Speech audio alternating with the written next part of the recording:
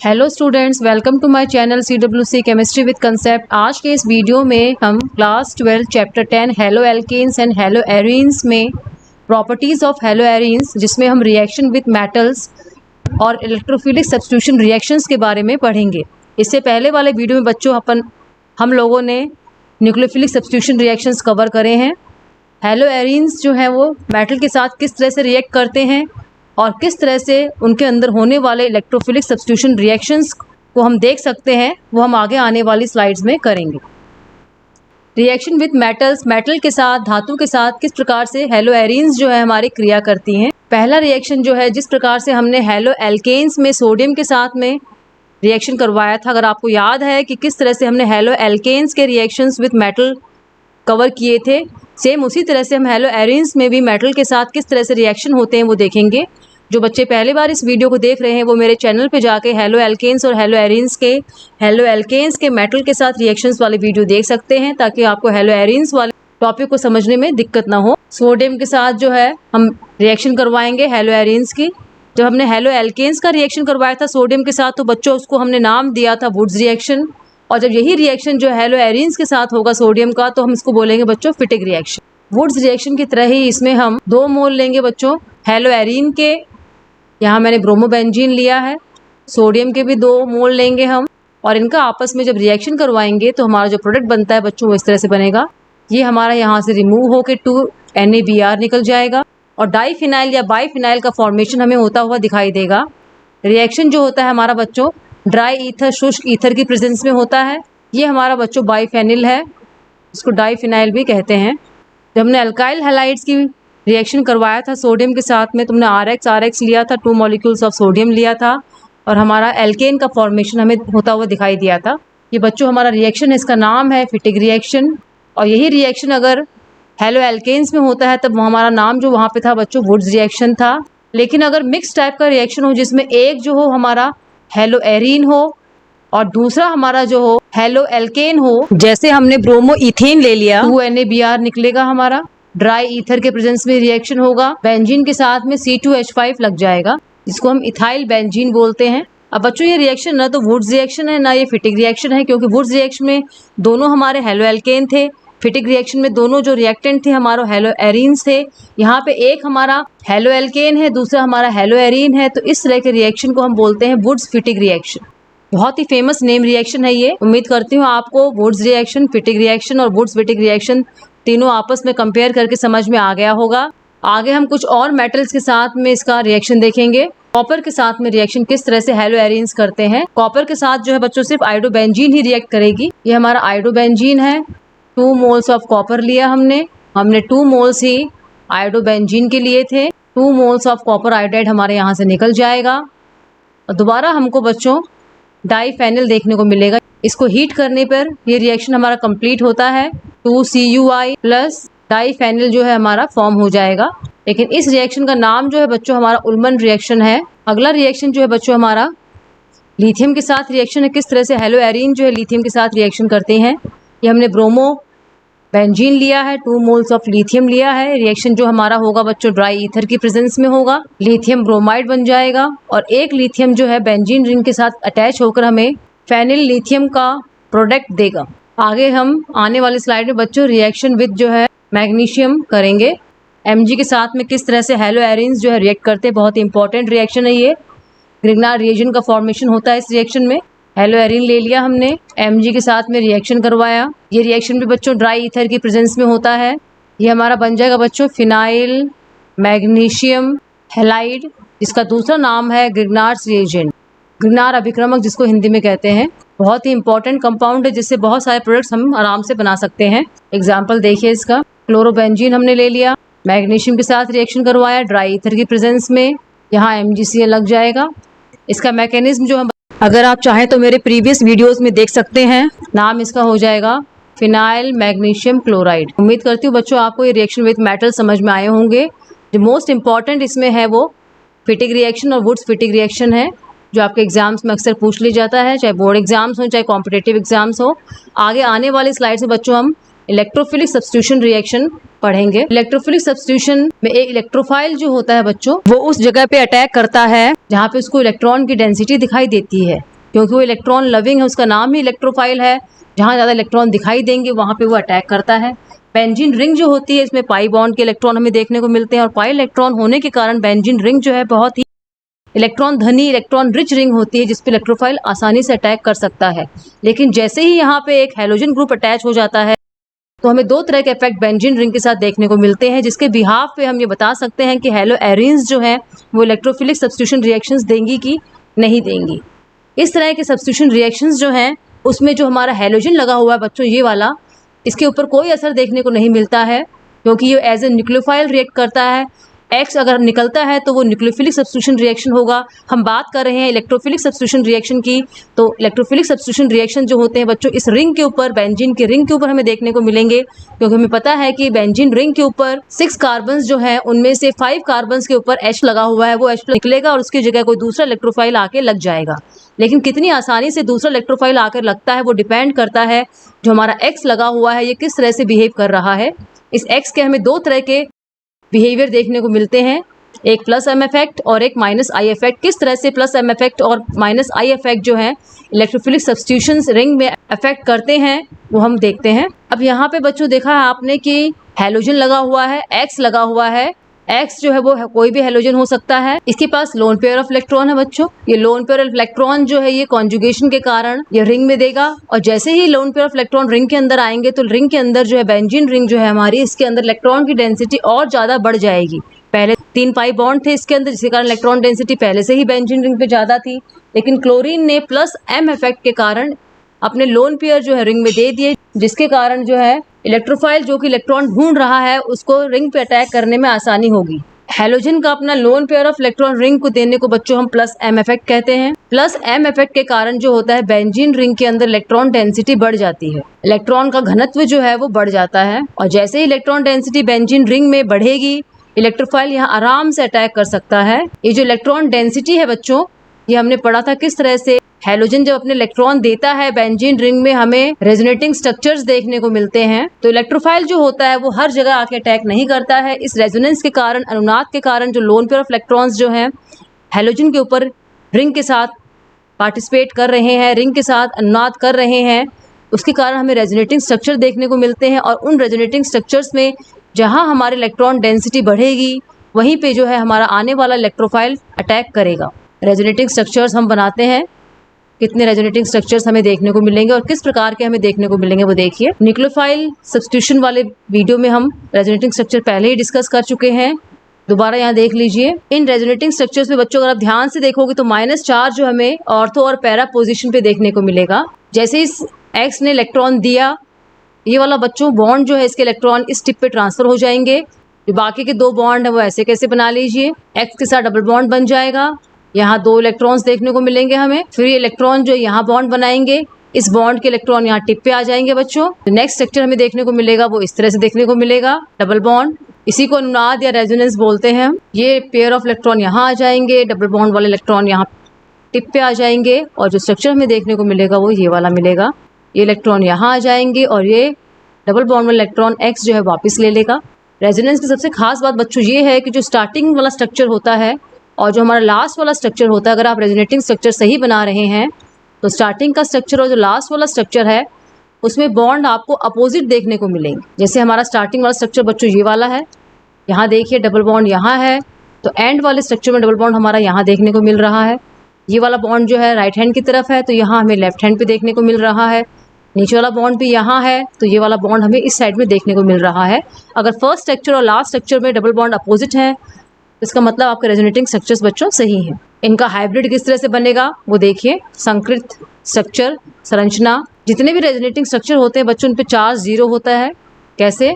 X ने electron दिया था इसलिए बच्चों यहाँ प्लस का निशान लगा लेंगे, एक यहाँ प्लस का निशान है और इस रिंग में एक माइनस का निशान है, तो प्लस और माइनस जो है वो इस पूरी रिंग के चार्ज को न्यूट्रलाइज कर देंगे, उदासीन कर देंगे। हाइब्रिड स्ट्रक्चर देखिए कैसे लिखेंगे। सारे स्ट्रक्चर्स में हमें सिंगल बॉन्ड देखने को मिल रहा है तो पहले हम सिंगल बॉन्ड बना लेंगे।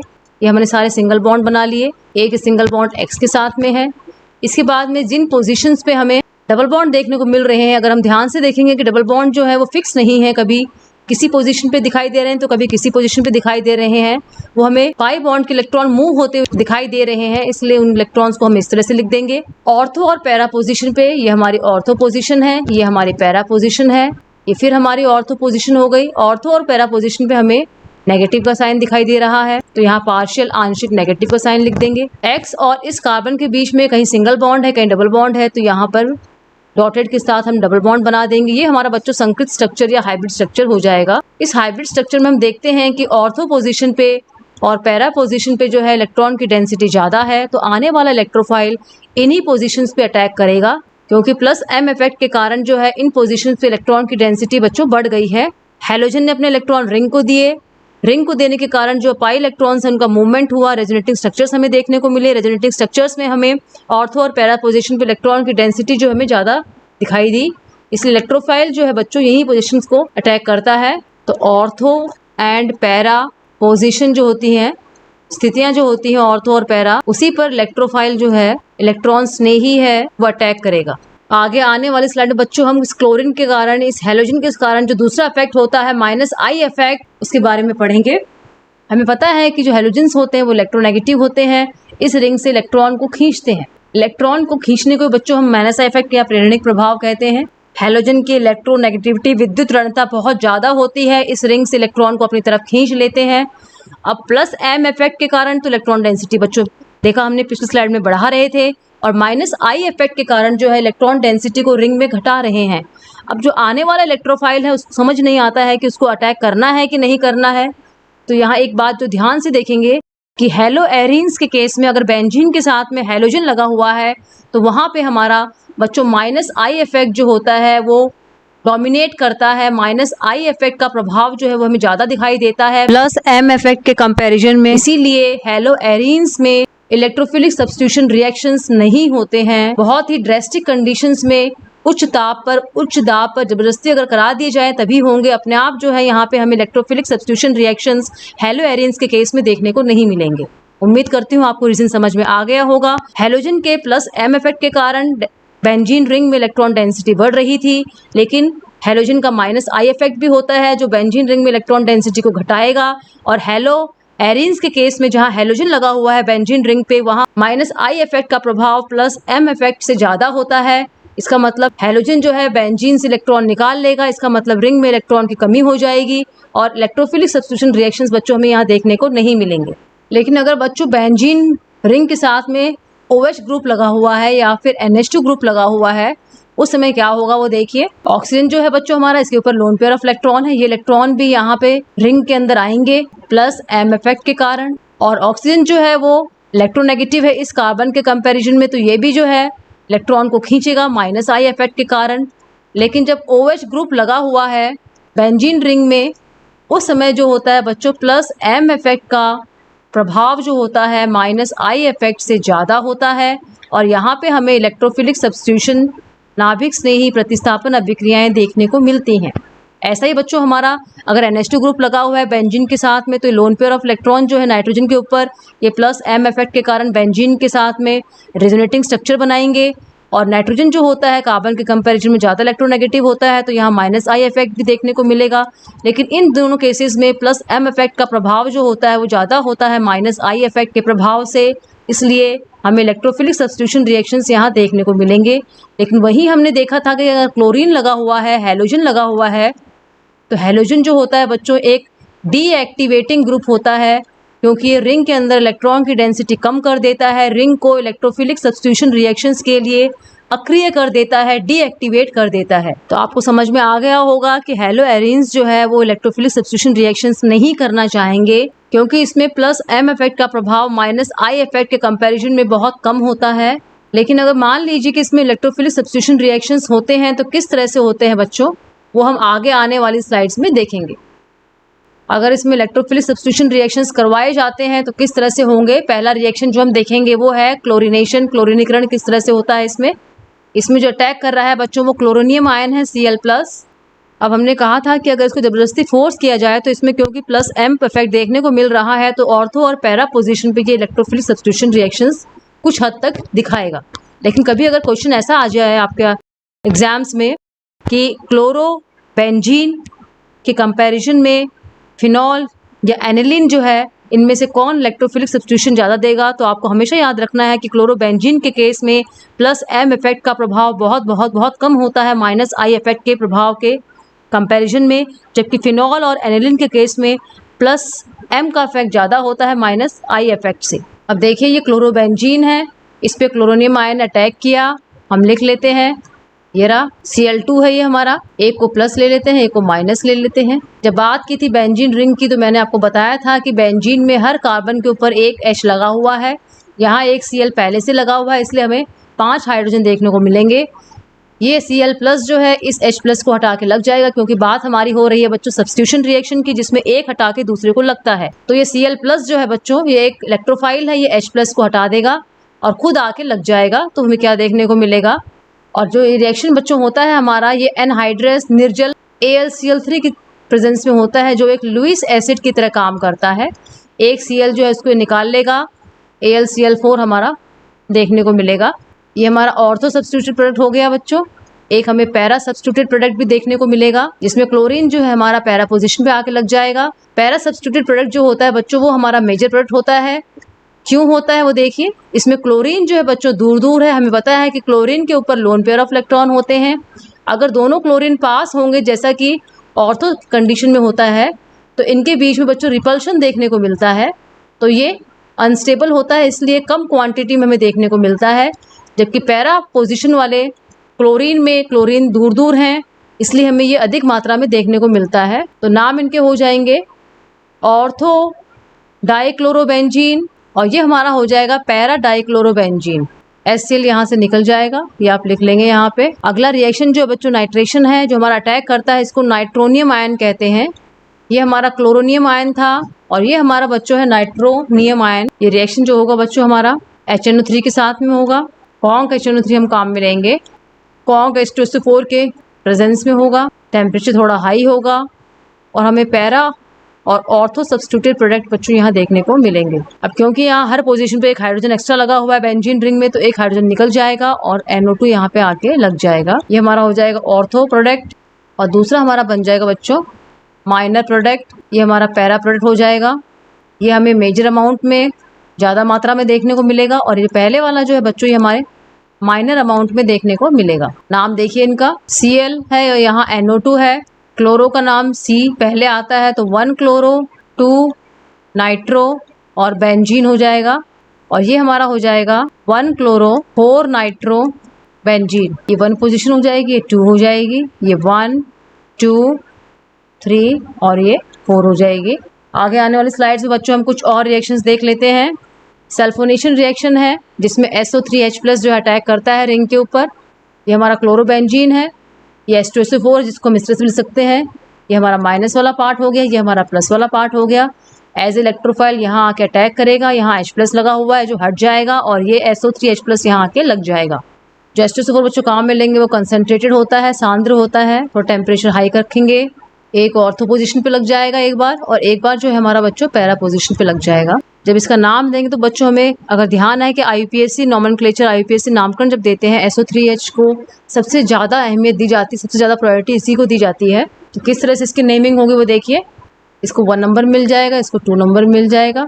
2 क्लोरो बेंजीन सल्फोनिक एसिड, ये हमारा हो जाएगा 1 2 3 4 4 क्लोरो बेंजीन सल्फोनिक एसिड। ये बच्चों इसका IUPAC नाम है। सिंपल नाम अगर देना हो तो ऑर्थो क्लोरोबेंजीन सल्फोनिक एसिड हो जाएगा और ये बच्चों दूसरा वाला हमारा पैरा क्लोरोबेंजीन सल्फोनिक एसिड हो जाएगा। ये हमारा मेजर ज़्यादा अमाउंट में मिलेगा और पहले वाला जो है बच्चों हमारा माइनर अमाउंट में हमें देखने को मिलेगा। -H2O निकल जाता है यहाँ पे। अगला रिएक्शन है जो बच्चों वो हमारा फ्रिडल-क्राफ्ट रिएक्शन है। इसमें 2 भाग हम पढ़ेंगे, 2 पार्ट्स हम पढ़ेंगे इसमें। अल्काइलेशन, किस तरह से अल्काइल ग्रुप जो है बेंजीन रिंग में आके लगता है, और दूसरा हमारा बच्चों होगा एसाइलेशन जो आगे हम पढ़ेंगे। मैंने आपको बता ही दिया है कि फ्रिडल-क्राफ्ट रिएक्शन जो होते हैं बच्चों 2 तरह के होते हैं। पहले वाला जो टाइप होता है उसमें अल्काइल ग्रुप आके लगता है, ये हमारा क्लोरोबेंजीन है CH3Cl जहाँ से अल्काइल ग्रुप आएगा। एनहाइड्रस निर्जल जो है AlCl3 के प्रेजेंस में रिएक्शन होगा, क्योंकि मैंने पहले ही आपको बताया एक लुईस एसिड लुईस अम्ल की तरह ये कार्य करता है। लुईस अम्ल जो होते हैं उनमें इलेक्ट्रॉन की कमी होती है। हमारा प्रोडक्ट जो बनता है वो देखिए एक हमारा ऑर्थो पोजीशन पे अल्काइल ग्रुप आके लग जाएगा और दूसरा जो है हमारा पैरा पोजीशन पे अल्काइल ग्रुप हमें लगा हुआ दिखाई देगा। क्योंकि अल्काइल ग्रुप आके बेंजीन रिंग में लग गया है इसलिए इसको अल्काइलेशन कहते हैं इस पूरे प्रोसेस को। ये ऑर्थो हो गया हमारा प्रोडक्ट, ये हमारा बच्चों पैरा प्रोडक्ट हो जाएगा। अब बच्चों इसमें होता क्या है वो देखिए, जो एनहाइड्रस AlCl3 है हमारा, ये क्या काम करता है, Cl- को खींच लेता है, AlCl4- बन जाता है और जो यहाँ से H निकलेगा बच्चों वो Cl- को फिर ले जाता है, लास्ट में हमें AlCl3 दोबारा मिल जाता है। आगे आने वाले स्लाइड में बच्चों इसको समझने के लिए हम एक एग्जाम्पल कर लेते हैं कि किस तरह से एग्जाम्पल के द्वारा हम इसको समझ सकते हैं। ये देखिए हमारा क्लोरोबेंजीन है, इसका रिएक्शन हो रहा है CH3 CH2 CH2Cl, anhydrous AlCl3 की प्रेजेंस में रिएक्शन हो रहा है। Cl को ये AlCl3 लेके जाएगा, AlCl4- बन जाएगा, यहाँ से बॉन्ड ब्रेक होगा, ये माइनस वाला पार्ट है बच्चों, ये हमारा प्लस वाला पार्ट है। ये कार्बोकैटाइन है, कार्बोकैटाइन में हमें रीअरेंजमेंट देखने को मिलता है। रीअरेंजमेंट होके बच्चों जो हमारा फॉर्म होता है वो CH3, ये जो कार्बोकैटाइन बना है हमारा, इसके अंदर रीअरेंजमेंट देखने को मिलता है। अगर आपको ये नहीं ध्यान आ रहा है कि रीअरेंजमेंट क्या होता है तो आप मेरे रीअरेंजमेंट ऑफ कार्बोकैटाइन वाला वीडियो जाके देख सकते हैं, जहाँ पे आपको रीअरेंजमेंट जो है कार्बोकैटाइन्स में अच्छी तरह समझ में आ जाएगा। रीअरेंजमेंट क्यों हुआ बच्चों, जो हमारा कार्बोकैटाइन बना था Cl- के निकलने के बाद में वो 1 डिग्री कार्बोकैटाइन था, लेकिन हमें दिख रहा है कि ये कार्बोकैटाइन जो है वो 2 डिग्री बन सकता है। तो हमारा कार्बोकैटाइन इस तरह से बन जाएगा, हाइड्राइड शिफ्ट हमें देखने को मिलेगी, ये प्लस का निशान यहाँ हो जाएगा। तो इस रिएक्शन बच्चों कार्बोकैटाइन मैकेनिज्म फॉलो होता है और जो हमारा प्रोडक्ट बनता है वो इस तरह से बन जाएगा। अटैक जो होगा बच्चों बीच वाले कार्बन से होगा क्योंकि उसके ऊपर प्लस का निशान है। इस तरह के क्वेश्चंस जो है रीअरेंजमेंट वाले मैंने बहुत सारे अपने इस वीडियो में कवर किए हैं, आप वहाँ देख सकते हैं। अब असाइलेशन क्या होता है बच्चों वो देखिए। असाइलेशन जो होता है बच्चों, उसमें असाइल ग्रुप जो है इस बेंजीन रिंग में आके लग जाएगा H+ की जगह, बॉन्ड हमारे यहाँ से ब्रेक होता है, ये माइनस वाला पोर्शन हो जाएगा, ये हमारा प्लस वाला पोर्शन हो जाएगा। इस ग्रुप को बच्चों हम असाइल ग्रुप बोलते हैं। अभी आके बेंजीन रिंग में लग रहा है, इस पूरे प्रोसेस को हम असाइलेशन कहते हैं। ये एसिल क्लोराइड है, ये रिएक्शन बच्चों एनहाइड्रस निर्जल जो है AlCl3 की प्रेजेंस में होगा। इस Cl- को ये AlCl3 AlCl4- बनकर बाहर निकाल लेगा और जो बचा हुआ प्लस वाला पार्ट है बच्चों यहाँ अटैक करेगा, H+ हट जाएगा और ये यहाँ पे अटैक कर लेगा। जो प्रोडक्ट हमें बनता हुआ दिखाई देगा वो इस तरह से देखने को मिलेगा ऑर्थो पोजीशन पे, और ये हमारा बन जाएगा पैरा पोजीशन वाला प्रोडक्ट। इनका नाम हो जाएगा बच्चों ऑर्थो क्लोरो एसिटोफिनोन नाम है इसका, और दूसरा वाला बच्चों हमारा हो जाएगा पैरा क्लोरो एसिटोफिनोन। मेजर वाला प्रोडक्ट हमारा ये होगा जो ऑर्थो वाला है, और ये वाला हमारा बच्चों माइनर प्रोडक्ट हो जाएगा। मेजर जो है पैरा वाला क्यों होता है मैंने आपको बता दिया, रिपल्शन होता है, जो इलेक्ट्रॉन प्रेजेंट है क्लोरीन और ऑक्सीजन के ऊपर, जितने पास होंगे उतना रिपल्शन ज़्यादा होगा, जितना दूर होंगे उतना रिपल्शन कम होगा। उम्मीद करती हूँ बच्चों आपको ये इलेक्ट्रोफिलिक सब्स्टिट्यूशन रिएक्शंस और रिएक्शंस विद मेटल समझ में आ गए होंगे। आपको वीडियो अच्छा लगे तो लाइक कीजिएगा, अपने फ्रेंड्स को शेयर कीजिएगा। जो बच्चे पहली बार मेरे वीडियोस को देख रहे हैं चैनल को सब्सक्राइब कर दीजिए, बेल आइकन को प्रेस कर देंगे तो आपको आगे आने वाले वीडियोज़ के नोटिफिकेशन टाइमली मिल जाएंगे। थैंक यू बच्चों।